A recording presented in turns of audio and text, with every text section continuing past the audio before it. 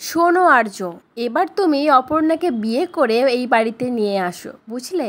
এমনটাই বলছে রাজলক্ষ্মী দেবী আর্যকে। পুরোটা জানতে ভিডিওটিতে লাইক দিয়ে চ্যানেলটা সাবস্ক্রাইব করে দেখতে থাকুন।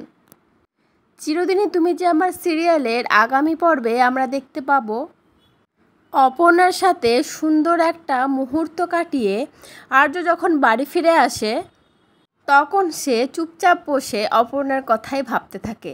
তার আর অপর্ণার সেই কাটানো মুহূর্তগুলোর কথা ভাবতে থাকে আর মুচকি মুচকি হাসতে থাকে।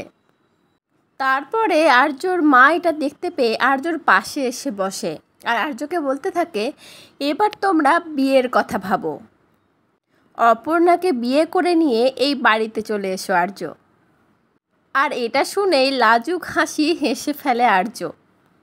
তারপরে তার মাকে বলতে থাকে, আর ইউ ক্রেজি মা, কি বলছো এটা তুমি?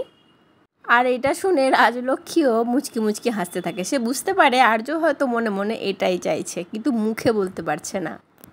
আর অন্যদিকে দেখতে পাই আমরা অপর্ণা তার বাবার হার্ট অ্যাটাকের খবর শুনে দৌড়ে হসপিটালে গিয়ে পৌঁছায় আর গিয়ে চিৎকার করে বলতে থাকে, আমার বাবা ঠিক হয়ে যাবে তো? আমার বাবা কেমন আছে এখন? আমার বাবাকে বাঁচাতে পারবো তো আমি? ওনার কিছু হয়ে যাবে না তো? এমন করে অস্থির হয়ে ওঠে অপর্ণা। আর ওখানে থাকা ডক্টরও কিছু বুঝতে না পেরে অপর্ণার দিকে তাকিয়ে থাকে অবাক হয়ে। এবার দেখার পালা যে কি করে অপর্ণা তার বাবাকে বাঁচাবে।